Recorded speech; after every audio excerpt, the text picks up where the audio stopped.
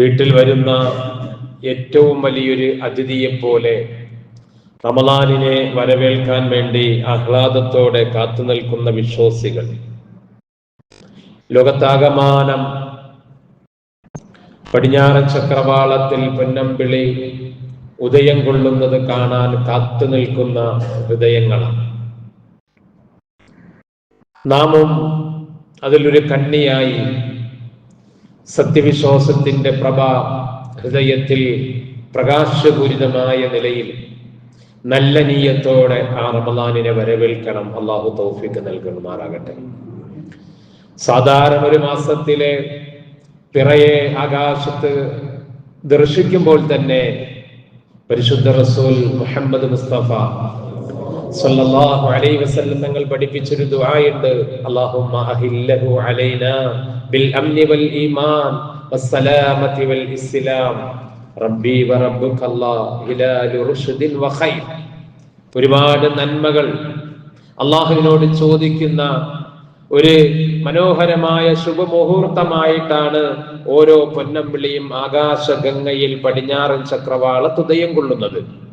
അത് റമളാനിൻ്റെതാകുമ്പോൾ സത്യവിശ്വാസികൾക്ക് അടങ്ങാത്ത ആഹ്ലാദത്തിന്റെ ആരവങ്ങൾ മുഴക്കുന്ന ഒരു നിമിഷമാണ്. അങ്ങനെ തന്നെ ആകണം. നമ്മളുടെ മനസ്സുകളൊക്കെ ഒരുക്കി കഴിഞ്ഞിട്ടുണ്ടാവും. എല്ലാത്തിനും പ്രിയമുള്ളവരെ നീയത്ത് ആവശ്യമാണ്. നമുക്കറിയാം, ഒരു വിശ്വാസിയുടെ അമലുകൾ അല്ലാഹു തആല സ്വീകരിക്കാൻ മാനദണ്ഡമാക്കിയത് നീയത്താണ്. ഇന്നമൽ അഅമാലു ബിന്നിയാത്ത്. അമലുകളൊക്കെ പരിഗണിക്കപ്പെടുന്നത് നീയത്തിന്റെ അടിസ്ഥാനത്തിലാണ്. നമ്മൾ എന്ത് ചെയ്യുന്നു എന്നതിനപ്പുറം ചെയ്യുമ്പോഴുള്ള നമ്മളുടെ മനസ്സിന്റെ തേട്ടം എന്താണ്, നമ്മളുടെ കരുത്ത് എന്താണ് എന്നുള്ളതാണ് അള്ളാഹുവിന് പ്രധാനം. റമളാൻ പടിവാതിൽക്കൽ എത്തി നിൽക്കുമ്പോൾ പരിശുദ്ധമായ റമളാനിനെ സ്വീകരിക്കാൻ വെമ്പൽ കൊള്ളുന്ന ഹൃദയങ്ങളുമായി നമ്മൾ ഇരിക്കുമ്പോൾ നമ്മളുടെ നീയത്തിനെ നന്നാക്കിയിട്ടുണ്ടോ എന്ന് നമ്മൾ ഒരു ആത്മപരിശോധന നടത്തേണ്ട ഘട്ടമാണ്. അള്ളാഹു നമുക്ക് തൗഫീഖ് നൽകട്ടെ. ഞാൻ എന്റെ മനസ്സിനോട് സംവദിക്കുമ്പോൾ എന്റെ സ്നേഹനിധികളായ പ്രിയപ്പെട്ട മുഅ്മിനീങ്ങളോട് അത് കേൾക്കുന്നു എന്ന് മാത്രം ഞാൻ എന്നോട് ആദ്യമായി, പിന്നെ എന്റെ ആളുകളോട്, സ്നേഹിതരോട് ഞാൻ പങ്കുവെക്കുകയാണ്. നമ്മളൊരു ആത്മസമർപ്പണം അല്ലാഹുവിന്റെ മുമ്പിൽ റമളാൻ എത്തുന്നതിന് മുമ്പ് നമ്മൾ ചെയ്യുന്ന ഏതൊരു അമലിനും നിയ്യത്ത് അടിസ്ഥാനമാണ്. നമ്മൾ എല്ലാവരും ജുമുഅയ്ക്ക് പള്ളിയിൽ വരുന്നതിന് മുമ്പ് കുളിച്ചിട്ടുണ്ട്. വെള്ളിയാഴ്ച എന്ന നിലയിൽ ഒരുപാട് വെള്ളം കോരി ഒഴിച്ചു കുളിച്ചു, നല്ല നിലയിൽ സോപ്പ് തേച്ച് ശരീരം മുഴുവനും വൃത്തിയാക്കി. പക്ഷേ വെള്ളിയാഴ്ചയുടെ കുളി എന്ന നിലയിലുള്ള സുന്നത്ത് കിട്ടണമെങ്കിൽ ഈ കുളി മാത്രം പോരാ. വെള്ളം ശരീരത്തിലേക്ക് ഒഴിക്കുമ്പോൾ നമുക്കൊരു നീയത്തുണ്ടാകണം. വെള്ളിയാഴ്ചയുടെ സുന്നത്ത് കുളി ഞാൻ കുളിക്കുന്നു എന്ന്. അതാണ് പ്രധാനം. കുളിച്ചപ്പോൾ തേച്ച സോപ്പിന്റെയോ കുളിച്ചപ്പോൾ എത്ര വെള്ളം ഉപയോഗിച്ചോ എന്നതിനല്ല പ്രതിഫലം, ആ നീയത്തിനാണ് പ്രതിഫലം. എല്ലാത്തിലും അങ്ങനെയാണ്. അതാ റമളാൻ വരികയാണ്. റമളാനിന്റെ നോമ്പ് സുബഹി മുതൽ മഗ്രിബ് വരെ നീണ്ട 10-13 മണിക്കൂർ അല്ലെങ്കിൽ 14 മണിക്കൂർ ചെയ്യുന്നൊരു ഇബാദത്താണ് നോമ്പ്. ഫർളുകൾ 2 മാത്രമാണ്. 5-6 മിനിറ്റ് കൊണ്ട് നമ്മൾ നിർവഹിക്കുന്ന നോമ്പ് നിസ്കാരത്തിന് 14 ഫർളുകളുണ്ട്. എന്നാൽ സുബഹി മുതൽ മഗ്രിബ് വരെ അനുഷ്ഠിക്കുന്ന നോമ്പിന് എത്ര ഫർളുകൾ മാത്രം? 2 ഫർളുകൾ മാത്രം. കാരണം റമളാനിലല്ല, ഏത് നോമ്പിനായാലും നോമ്പിൽ ചെയ്യാനൊന്നുമില്ല. നോമ്പിന്റെ പ്രത്യേകത ചെയ്യാതിരിക്കലാണ്. അതിലൊന്നാമത്തെ ഫർള് ഏതാണ്? നീയത്താണ്, അല്ലേ? ഒരാള് നോമ്പിന്റെ പകലിൽ മറന്നുകൊണ്ട് വയറ് നിറയെ ഭക്ഷണം കഴിച്ചു. നോമ്പുകാരനാ, റമളാനിന്റെ പകലാ, നോമ്പുകാരനാ. പക്ഷേ അവൻ ഓർത്തിട്ടില്ല ഞാൻ നോമ്പുകാരൻ എന്നുള്ളത്. വിശന്നപ്പോൾ ഭക്ഷണം മുമ്പിൽ കണ്ടു, അവൻ കഴിച്ചു. വയറ് നിറഞ്ഞ് കൈകൊക്കെ കഴുകിയതിന് ശേഷമാണ് അവൻ ഓർക്കുന്നത്, പടച്ചവനെ ഇന്ന് നോമ്പായിരുന്നല്ലോ. അവന്റെ നോമ്പ് ബാത്തിലായിട്ടുണ്ടോ? ഇല്ല, അവന്റെ നോമ്പിന് ഒരു കുഴപ്പമില്ല. കാരണം അവൻ അറിഞ്ഞുകൊണ്ടല്ല ചെയ്തിട്ടുള്ളത്. നോമ്പ് ഖളാ വീട്ടേണ്ട കാര്യമില്ല. പിന്നെ ഓർമ്മിച്ചതിന് ശേഷം അവനൊന്നും കഴിക്കാതിരുന്നാൽ മതി. എന്നാൽ ഒരാൾ റമളാനിന്റെ പകലിൽ, പടച്ചവനെ ഇന്നലെ രാത്രി സുബഹിക്ക് മുമ്പ് ഞാൻ നിയ്യത്ത് ചെയ്തിട്ടില്ലല്ലോ എന്ന് ഓർമ്മ വന്നു പോയാലോ, ആ നോമ്പ് അവൻ ഖളാ വീട്ടണം. കാരണം മറന്നുകൊണ്ട് നോമ്പ് മുറിയുന്ന കാര്യങ്ങൾ ചെയ്താൽ നോമ്പിന് പ്രശ്നമില്ല. പക്ഷെ നിയ്യത്ത് വെച്ചിട്ടില്ല എങ്കിൽ ആ നോമ്പ് നോമ്പാവുകയില്ല. അപ്പോൾ ഇന്നമൽ അഅമാലു ബിന്നിയാത്ത്, ഞാൻ പറഞ്ഞത് അടിസ്ഥാനം അതാണ്. എല്ലാത്തിന്റെയും അടിസ്ഥാനം നീയത്താണ്. അതില്ലെങ്കിൽ എല്ലാം വെറുതെയാണ്. ചില ആളുകളെ കുറിച്ച് ഖുർആൻ പറയും, ഞാൻ ആദ്യം ഓതി വെച്ച ആയത്ത് എങ്ങനെയാണ്? സൂറത്തുൽ കഹഫ്, ഖുൽ ഹൽ നുനബ്ബിഉകും ബിൽ അഖ്സരീന അമാല الذين ضل سعيهم في الحياة الدنيا وهم يحسبون أنهم يحسنون صنعا. പരലോകത്ത് വരുന്ന ചില ആളുകളെ കുറിച്ച് നിങ്ങൾക്ക് പറഞ്ഞു തരട്ടെ. അവർ ഒരുപാട് അമലുകൾ ചെയ്തിട്ട് നഷ്ടവാളികളായി പോയവരാണ്. ചെയ്യാതെ നഷ്ടം സംഭവിച്ചവരല്ല, വെറുതെ ഇരുന്നിട്ട് പരാജയപ്പെട്ടു പോയവരല്ല. എന്തൊക്കെയോ ചെയ്തു അവർ, പക്ഷേ അതൊക്കെ വെറുതെ ആയി പോയി. അല്ലാത്ത നഷ്ടമല്ലേ? ഒരുപാട് നിസ്കരിച്ചു, ഒരുപാട് നോമ്പെടുത്തു, ഒരുപാട് ദാനധർമ്മങ്ങൾ ചെയ്തു, പക്ഷെ അതെല്ലാം അവരുടെ എല്ലാ അധ്വാനങ്ങളും ഈ ദുനിയാവിൽ പാഴായി പോയി. അവർ കൊടുത്ത ലക്ഷങ്ങൾ വെറുതെയായി, അവർ ചെയ്ത സുജൂദുകൾ നിഷ്ഫലമായി പോയി, അവർ ചെയ്ത എല്ലാ നന്മകളും മരീചിക പോലെ ആയിപ്പോയി, ഫലമില്ലാതെയായി പോയി. അവർ വിചാരിക്കുന്നു അവർ ചെയ്തതെല്ലാം നന്മയാണ്, പരലോകത്ത് കിട്ടുമെന്ന്. അവർ നന്മ ചെയ്യുമ്പോഴൊക്കെ അവരുടെ ഹൃദയത്തിന് വലിയ സംതൃപ്തി ഉണ്ടായിരുന്നു, സന്തോഷമുണ്ടായിരുന്നു. പക്ഷെ അതെല്ലാം വെറുതെയായി പോയി. എന്തുകൊണ്ട്? നീയത്ത് ശരിയായിട്ടില്ല, നീയത്ത് ശരിയായിട്ടില്ല. അള്ളാഹു കാത്തുരക്ഷിക്കുമാറാകട്ടെ. ഇങ്ങനെയുണ്ട്. എത്ര നോമ്പെടുത്താലും എത്ര നിസ്കരിച്ചാലും നീയത്ത് ശരിയായില്ല എങ്കിൽ അവന്റെ അമലുകൾ ഈ ദുനിയാവിൽ വെച്ച് തന്നെ തള്ളപ്പെടുകയായി. ചില ആളുകൾ, മലക്കുകൾ അവരുടെ ഏടുകൾ ചുമന്നുകൊണ്ടുവരുമത്രേ. ഒരുപാട് ഏടുകളുമായിട്ട്, നന്മയുടെ ഏടുകളുമായിട്ട് വരും, സീലി വെക്കപ്പെട്ട ഏടുകളുമായിട്ട്. ഒരുപാട് ഏടുകൾ എന്ന് പറയാൻ കുട്ടക്കണക്കിന് ഏടുകളുമായിട്ട് വരും എന്ന് പരലോകത്ത് വരിക എന്ന് പറഞ്ഞാൽ, ഇന്ന് നമുക്കറിയാം വർത്തമാനകാലത്ത് സാങ്കേതിക വിദ്യയൊക്കെ വികസിച്ച കാലത്ത് നമുക്കറിയാം ഒരു ചിപ്പിൽ തന്നെ ലക്ഷക്കണക്കിന് കാര്യങ്ങൾ റെക്കോർഡ് ചെയ്ത് വെക്കാൻ കഴിയും. അപ്പോൾ അങ്ങനെയുള്ള ഏടുകളുമായിട്ട് കൊട്ടക്കണക്കിന് ചുമന്നു കൊണ്ടുവരേണ്ട ആവശ്യമൊന്നുമില്ല, അങ്ങനെ ആക്ഷേപിക്കേണ്ട കാര്യവുമില്ല. പക്ഷേ ഒരുപാട് അമലുകൾ സീലി വെച്ചെന്ന് പറഞ്ഞാൽ ആർക്കും അതിൽ കൈകടത്താൻ കഴിയില്ല, ആർക്കും പിന്നെ അതിൽ കുറയ്ക്കാനോ കൂട്ടാനോ ഒന്നും കഴിയില്ല. കിതാബും മഖ്തൂം, ഏട് വെക്കപ്പെട്ട, സീൽ വെക്കപ്പെട്ട ഏടുകളുമായിട്ട് വരും. മലക്കുകൾ ഇങ്ങനെ വലിയ കാര്യമായിട്ടാ വരിക. അള്ളാഹുവിന്റെ മുമ്പിൽ അള്ളാഹുവിന്റെ മുമ്പിൽ ആ ഏടുകളെല്ലാം മലക്കുകൾ വലിയ കാര്യത്തിൽ കൊണ്ടുവയ്ക്കും. ഒരുപാട് നിസ്കാരമുണ്ട് അതിൽ, അവൻ വർഷക്കണക്കിനെടുത്ത നോമ്പുകളുണ്ട്, ഒരുപാട് ദാനധർമ്മങ്ങളുണ്ട്, അതെല്ലാം ഏടിലുണ്ട്. അല്ലാഹു തആല പറയും, അൽഖൂ ഹാദിഹി സഹീഫ, മലക്കുകളെ ഈ ഏടുകളെടുത്ത് വലിച്ചെറിഞ്ഞു കളയൂ. സുബ്ഹാനല്ലാഹ്, മലക്കുകൾ സ്തംഭിച്ചു നിൽക്കും.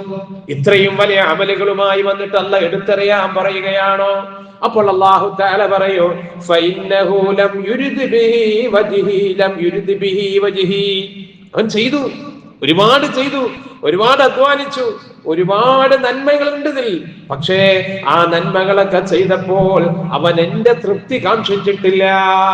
അല്ലാഹു കാത്തിരക്ഷിക്കട്ടെ. അവനെ ചെയ്ത ഇബാദത്തുകളൊക്കെ ഇതെല്ലാം വാരിക്കൂട്ടുമ്പോഴും അവന്റെ ഹൃദയത്തിന്റെ തേട്ടം ഞാനല്ല, നാട്ടുകാരുടെ പ്രശംസയായിരുന്നു. നാട്ടുകാര് വലിയ ആബിദാണെന്ന് പറയണം, വലിയ നോമ്പുകാരെന്ന് പറയണം, വലിയ ദാനധർമ്മം ചെയ്യുന്നവനാണെന്ന് പറയണം, ഒരുപാട് ഹജ്ജും ഉംറയും ചെയ്തവനെന്ന് പറയണം. ഇതൊക്കെ അവൻ ആഗ്രഹിച്ചുകൊണ്ടാണല്ലോ ഇതെല്ലാം ചെയ്തത്. അതുകൊണ്ട് അൽഖി ഹാദിഹി സഹീഫ, ഈ നന്മകൾ എനിക്ക് ആവശ്യമില്ല, ഇതെല്ലാം നിങ്ങൾ വലിച്ചെറിഞ്ഞു കൊള്ളുക. നേരെ തിരിച്ച് ചില ആളുകളുണ്ട്, മലക്കുകൾ ഇങ്ങനെ ഭാരം കുറഞ്ഞ ഏടുകളുമായിട്ട് വരും. പാവം ആളുകൾ അവരൊന്നും ചെയ്തിട്ടില്ല. മലക്കുകൾ വിചാരിക്കും, റബ്ബേ ഈ ഏടിലൊന്നും അല്ലാഹുവിനെ കാണാനൊന്നുമില്ല, ഒരു നന്മയുടെ റെക്കോർഡുകളും ഇതിലില്ല. പക്ഷെ അള്ളാഹുവിന്റെ മുമ്പിൽ സമർപ്പിക്കുമ്പോൾ അല്ലാഹു തആല പറയൂ, ഉക്തുബൂൽ ബിഹി ഉക്തുബൂ ലഹു ഹക്കദാ വഹക്കദാ. മലക്കുകളെ, ഈ കിതാബ് തുറന്നിട്ട് നിങ്ങൾ ഇന്ന ഇന്ന നന്മകൾ അതിൽ രേഖപ്പെടുത്തിൻ, ഈ മനുഷ്യൻ ഇന്ന ഇന്ന നിസ്കാരങ്ങൾ നിർവഹിച്ചതായിട്ട് രേഖപ്പെടുത്തിൻ, ഇത്ര നോമ്പുകൾ എടുത്തതായിട്ട് നിങ്ങൾ രേഖപ്പെടുത്തിൻ, ഒരുപാട് ഹജ്ജ് ചെയ്തതിന്റെ ആ നന്മകൾ രേഖപ്പെടുത്തിൻ. മലക്കുകൾ അവിടെ അത്ഭുതപ്പെടും.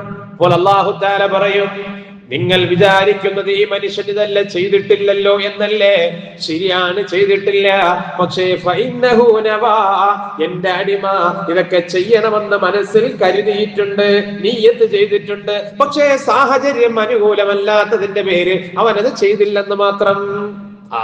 പാവങ്ങൾ അവന്റെ മുമ്പിലൂടെ യാചിച്ച് നടക്കുമ്പോൾ, പട്ടിണി പാവങ്ങളെ കാണുമ്പോൾ അവന്റെ മനസ്സിൽ വല്ലാത്ത ആഗ്രഹമുണ്ടായിരുന്നു അവരെ സഹായിക്കണമെന്ന്. പക്ഷെ അവൻ പറഞ്ഞിട്ടുണ്ട്, റബ്ബേ എന്റെ കയ്യിലൊന്നും ഇല്ലല്ലോ, ഞാനും പട്ടിണിയാണല്ലോ, ഞാനും ദരിദ്രനാണല്ലോ, ഞാൻ എങ്ങനെയാണ് അവനെ സഹായിക്കുക? ഈ സങ്കടം അവന്റെ മനസ്സിലുണ്ടായിട്ടുണ്ട്. അതവന് പ്രതിഫലമാണ്. നാട്ടിൽ നിന്ന് ഒരുപാട് പേര് ഹജ്ജിന് പോകുമ്പോൾ, ലക്ഷങ്ങൾ മുടക്കി ഹജ്ജ് ചെയ്യുമ്പോൾ വീടിന്റെ ഓലപ്പരയിൽ ഇരുന്നു കൊണ്ട് അവനത് കണ്ടിട്ട് സങ്കടപ്പെട്ടിട്ടുണ്ട്. റബ്ബേ, നാട്ടുകാരുടെ പ്രശംസയ്ക്ക് വേണ്ടിയല്ല, നാട്ടുകാരെന്നെ ഹാജി എന്ന് വിളിക്കാൻ വേണ്ടിയല്ല, അല്ലാഹുവേ നിന്റെ മക്ക കാണണമെന്ന് എനിക്ക് ആഗ്രഹമുണ്ട്, കഅബയെ തവാഫ് ചെയ്യണമെന്ന് ആഗ്രഹമുണ്ട്. പക്ഷെ എനിക്ക് നീ സമ്പത്ത് തന്നില്ലല്ലോ റബ്ബേ, എന്റെ കയ്യിൽ ഒരു വകയുമില്ലല്ലോ റബ്ബേ. ഇത് പറഞ്ഞവൻ സങ്കടപ്പെട്ടിട്ടുണ്ട്. പക്ഷെ അവന്റെ നീയത്ത് നന്നായിരുന്നു, ഹജ്ജ് ചെയ്യണമെന്ന്. അതവന് പ്രതിഫലമാണ്. പരിശുദ്ധമായ റമളാൻ കടന്നു വരുമ്പോൾ നോമ്പെടുക്കാൻ വലിയ ആഗ്രഹമുണ്ട്. കഴിഞ്ഞ വർഷം വരെ അവന്റെ അനാരോഗ്യം വകവെക്കാതെ അവൻ നോമ്പെടുത്തിട്ടുണ്ട്. പക്ഷെ ഈ വർഷം അവൻ വല്ലാതെ അവശനായി. ഒരു ദിവസം പോലും നോമ്പെടുക്കാൻ കഴിയില്ല. അത്രയും വലിയ രോഗങ്ങളുണ്ട്, അത്രയും വലിയ പ്രയാസം അവനുണ്ട്. പക്ഷെ അവന്റെ മനസ്സ് വേദനയാണ്. അല്ലാഹുവേ, എനിക്ക് ഒരു ദിവസത്തെ നോമ്പെടുക്കാൻ കഴിയുന്നില്ലല്ലോ, നീ തന്ന രോഗമാണ് റബ്ബേ, ഒരല്പമെങ്കിലും എനിക്ക് കഴിയുമെങ്കിൽ ഞാൻ നോമ്പെടുക്കും. ഈ വേദന ഇതവന് പ്രതിഫലമാണ്. ഇന്നമൽ അഅമാലു ബിന്നിയാത്ത്. അതുകൊണ്ട് എന്റെ മുഅ്മിനീങ്ങളെ, വിശുദ്ധ റമളാനിനെ കാത്തിരിക്കുന്ന നമ്മളുടെ മനസ്സിനെ ഒരുക്കണം. റമളാനിന് വേണ്ടി നമ്മളുടെ നിയ്യത്ത് നന്നാക്കണം. ഈ നിലയിൽ നല്ല നിയ്യത്തോടെ റമളാനിനെ നമ്മൾ വരവേറ്റാൽ നമ്മളുടെ നോമ്പ് മുത്തഖീങ്ങളുടെ നോമ്പായി. നോമ്പെന്ന് പറയുമ്പോൾ എങ്ങനെ നോമ്പ്? നോമ്പിനേക്കാൾ വലിയ പ്രതിഫലം ഈ ഭൂമിയിൽ വേറെ ഏതിന് അല്ലാഹു തആല വെച്ചിട്ടുണ്ട്?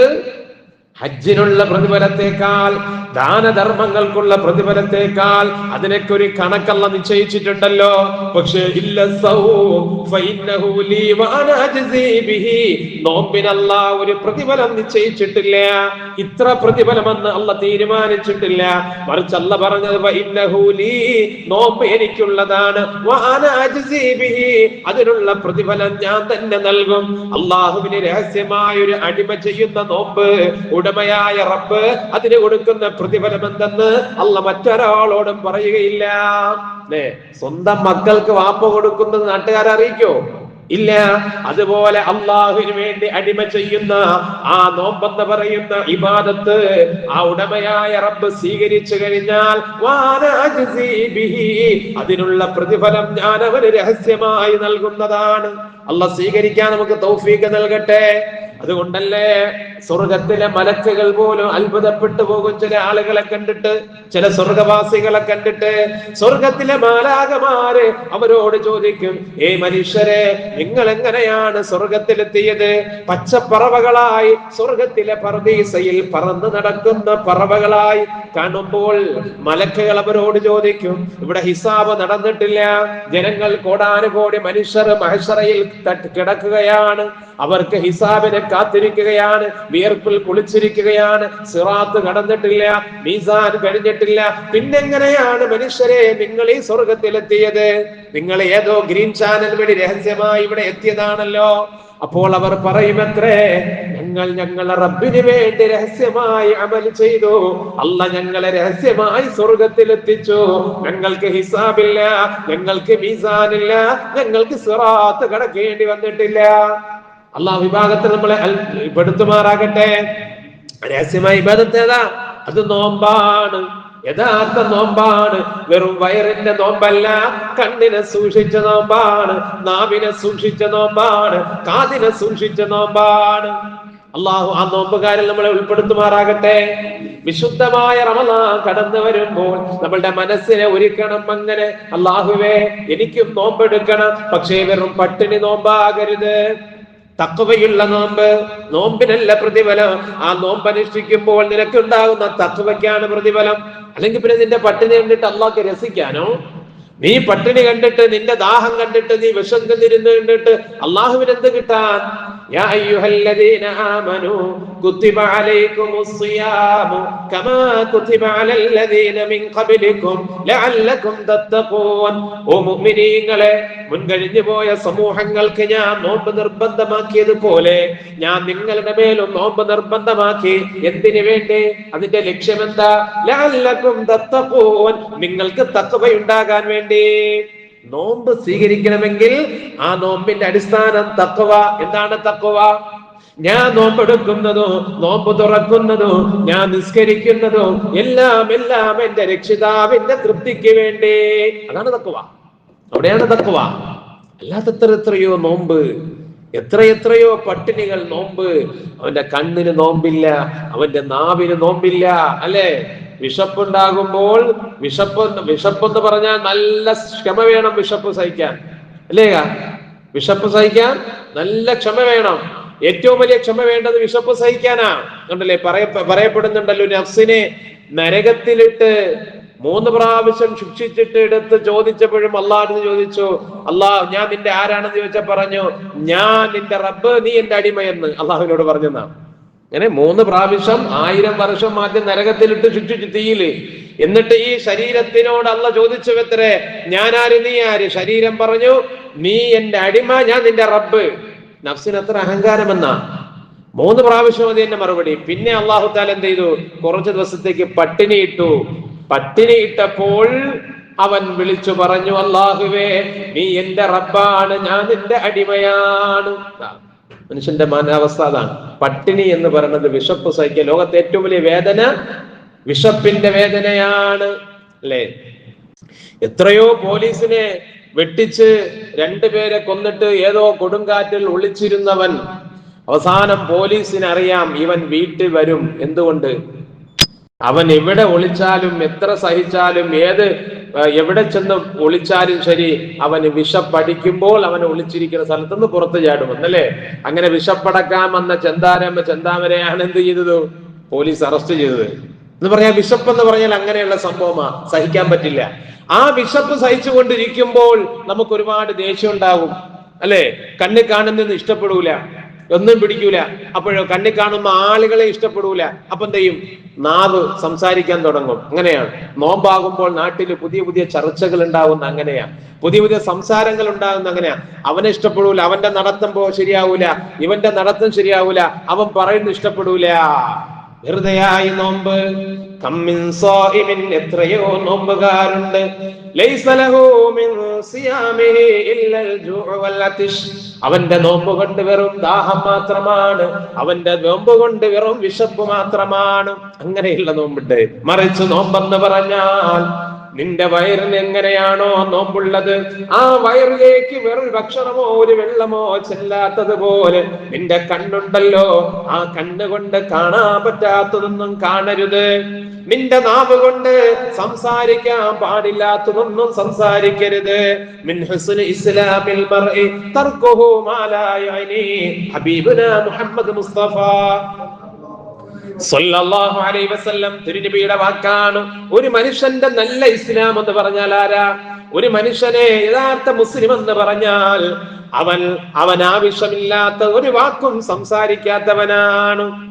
ഞാൻ മുസ്ലിമാണെന്ന് പറഞ്ഞിട്ട് എന്ത് കാര്യം? നാട്ടിലുള്ള മുഴുവൻ കാര്യത്തിലും അവൻ ഇടപെടും, അല്ലെ? ആരെ ആക്ഷേപിക്കും, ആരെയും ചീത്ത വിളിക്കും, ആരെയും പരിഹസിക്കും. അവന്റെ മുമ്പിൽ ആരൊരു പ്രശ്നമില്ല. അവന്റെ നാവിൽ നിന്ന് ആളുകൾ ഒളിച്ചോടി പോകും. അങ്ങനെ ചില ആളുകളില്ലേ, പടച്ചവനെ അവന്റെ മുമ്പിൽ ചെന്ന് പെട്ടാൽ പിന്നെ അവൻ വാ തുറന്നാൽ സഹിക്കാൻ പറ്റില്ല. അവൻ എന്താ പറയുന്നത് നമുക്ക് അറിയാൻ പറ്റില്ല. എന്ത് ഇസ്ലാം? അതാണ് മിൻ ഹുസ്നി ഇസ്ലാമിൽ മർഇ തർക്കുഹു മാ ലാ യഅനി, ആവശ്യമില്ലാത്തതിനെ ഉപേക്ഷിക്കലാണ് ഒരാളിന്റെ നല്ല ഇസ്ലാം. അല്ലാഹു തൗഫീഖ് നൽകുമാറാകട്ടെ. അതുപോലെ നമ്മളുടെ ശരീരത്തിന്റെ ഓരോ അവയവങ്ങള് റമളാനാകുമ്പോൾ ഒരുപാട് സമയം നമുക്ക് ബാക്കി, പല ജോലികളും ഉണ്ടാവില്ല, പല തിരക്കുകളും ഉണ്ടാവില്ല. ആ സമയത്ത് നമ്മളുടെ കയ്യിലിരിക്കുന്ന മൊബൈൽ, നമ്മളുടെ നീയത്ത് നന്നായില്ലെങ്കിൽ, ഇതെന്റെ റബ്ബിന് വേണ്ടിയുള്ള രഹസ്യമായ അമലാണ് നോമ്പ്, അതിനല്ല വാഗ്ദാനം ചെയ്ത പ്രതിഫലം എനിക്ക് ലഭിക്കണമെന്ന നല്ല നീയത്ത് ഇല്ലെങ്കിൽ, ആ റമളാനിന് വേണ്ടി മനസ്സിനെ ഒരുക്കിയിട്ടില്ലെങ്കിൽ, സമയം കളയാൻ വേണ്ടി നമ്മളുടെ കയ്യിലുള്ള മൊബൈല് എല്ലാ തിന്മയുടെയും വാതിൽ നമുക്ക് തുറന്നു തരും. എന്ത് വേണമെങ്കിലും നിനക്ക് കാണാം, ആരും അറിയില്ല. എന്ത് വേണമെങ്കിലും നിനക്ക് കേൾക്കാം, ആരും അറിയില്ല. എല്ലാം തുറക്കപ്പെട്ടൊരു മഹാലോകമായി ഈ ഇന്നത്തെ ടെക്നോളജി മൊബൈൽ നമ്മളെ കയ്യിലുണ്ടെങ്കിൽ നമ്മുടെ നോമ്പ് പാഴാകുന്ന നമുക്ക് തന്നെ അറിയില്ല. നമ്മൾ വിചാരിക്കും 30 നോമ്പ് ഞാൻ എടുത്തിട്ടുണ്ട്, 30 തറാവി നിസ്കരിച്ചിട്ടുണ്ട്, മുഴുവനും ഞാൻ ചെയ്തിട്ടുണ്ട്. പക്ഷേ അല്ല പറഞ്ഞതുപോലെ ഈ നന്മകളൊക്കെ ചെയ്തിട്ട് നഷ്ടപ്പെട്ടു പോയവൻ ആരാണ്? അല്ലദീന വല്ല സഅയൂഹും ഫിൽ ഹയാത്തി ദുനിയാ, ദുനിയാവിന്റെ ജീവിതത്തിൽ തന്നെ അവൻ ചെയ്ത മുഴുവൻ നന്മകളും പാഴായി പോയി. കാരണം അവൻ ചെയ്തതൊക്കെ അവന്റെ നിയ്യത്ത് ശരിയല്ല. ആ നന്മയിൽ എന്തൊക്കെ കൂടെ ഉണ്ടാകണമോ അതൊന്നും അവന്റെ കൂടെ ഇല്ലായിരുന്നു. അല്ലാഹു നമുക്ക് മനസ്സിലാക്കാൻ തൗഫീഖ് നൽകട്ടെ. അതുകൊണ്ട് എന്റെ പ്രിയമുള്ള മുഅ്മിനീങ്ങളെ, പരിശുദ്ധമായ റമളാനിന്റെ വരവിൽ ആഹ്ലാദത്തോടെ ആനന്ദത്തോടെ നമ്മൾ കാത്തിരിക്കുമ്പോൾ അങ്ങനെ തന്നെ ആകണമല്ലോ ഒരു വിശ്വാസിയുടെ ഹൃദയം. പക്ഷേ നിയ്യത്ത് നമ്മൾ നന്നാക്കണേ. എന്റെ റബ്ബിന് വേണ്ടിയാണ്, നാട്ടുകാരുടെ തൃപ്തിക്ക് വേണ്ടിയല്ല, ആളുകളുടെ കാണുമ്പോൾ നല്ലത് പറയാനല്ല. അങ്ങനെ ചെയ്തു പോയാൽ വിശുദ്ധ ഖുർആൻ പലവട്ടം ഉണർത്തുന്ന അതാണ്, നീ നന്മ ചെയ്തിട്ട് തിന്മ കരസ്ഥമാക്കേണ്ടി വരും. പഠിച്ചവൻ കാത്തുരക്ഷിക്കുമാറാകട്ടെ. നോമ്പുകാരനെ സംബന്ധിച്ചിടത്തോളം ഒരുപാട് കാര്യങ്ങൾ ശ്രദ്ധിക്കാനുണ്ട്. വായി തോന്നിയൊന്നും വിളിച്ചു പറയാൻ പാടില്ല. മുമ്പിൽ നടക്കുന്ന കാര്യങ്ങളിൽ ഒന്നും കമന്റ് പറയാൻ പാടില്ല. മൊബൈലിലായാലും നേരിട്ടായാലും മനുഷ്യന്റെ മനസ്സിനെ വേദനിപ്പിക്കുന്ന ഒരു വാക്ക് വന്നു പോയാൽ നിന്റെ നോമ്പ് പോയി. എന്നെ പച്ച ചീത്ത വിളിക്കുന്ന റോഡിലൂടെ നടന്നപ്പോൾ നോമ്പാണ്, റമളാനാണ്.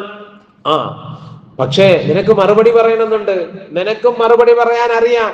നിനക്കും അവനേക്കാൾ കഴിവും പ്രാപ്തിയൊക്കെ ഉണ്ട്. നീ അവന്റെ അടിമയല്ല, നീ അവന്റെ കീഴിൽ ചെലവിൽ കഴിയുന്നവനല്ല. പക്ഷേ അപ്പോൾ നിനക്കൊരു ഓർമ്മ വേണം, ഇന്നി സായിമുൻ, ഞാൻ നോമ്പുകാരനാണ്. നോമ്പുകാരനാണ്. അവന്റെ മുമ്പിൽ ഇപ്പോൾ നീ അല്പം തല താഴ്ത്തി കൊടുത്തോ. കാരണം എന്താ? അവന് മറുപടി പറയാൻ പോയാൽ ഇന്ന് നിന്റെ നോമ്പ് നഷ്ടപ്പെട്ടു പോകും. നിന്നെ മോശമായിട്ട് പറഞ്ഞു, നിന്നെ ചീത്ത വിളിച്ചു, നിന്നെ പരിഹസിച്ചു, പകരം പറയാൻ നിന്റെ ഹൃദയം വെമ്പൽ കൊള്ളും. നിന്റെ നഫ്സ് നിന്നോട് പറയും, നീ മറുപടി കൊടുത്തില്ലെങ്കിൽ പിന്നെ നീ ആരായണോ? നീ ഏറ്റവും മോശക്കാരനായി. നീ അവന്റെ മുമ്പിൽ ഒന്നുമല്ലല്ലോ. അവന്റെ മുമ്പിൽ ഒന്നുമാകണ്ട. നീ റബ്ബിന്റെ മുമ്പിൽ എന്തെങ്കിലും ആകണമെങ്കിൽ നീ അവനോട് പറയണം, ഇന്നി സായിമുൻ, ഞാൻ നോമ്പുകാരനാണ്, ഞാൻ നോമ്പുകാരനാണ്. അല്ലാഹു അങ്ങനെയുള്ള നോമ്പ് അനുഷ്ഠിക്കാൻ നമുക്ക് തൗഫീഖ് നൽകട്ടെ. റമളാൻ അല്ലാഹുവിന് വേണ്ടി ബഹുമാനിക്കേണ്ട മാസമാണ് റമളാൻ. നോമ്പെടുക്കാൻ ഒരാളിന് കഴിയുന്നില്ല. എല്ലാവർക്കും നോമ്പെടുക്കാൻ കഴിയണമെന്നില്ല.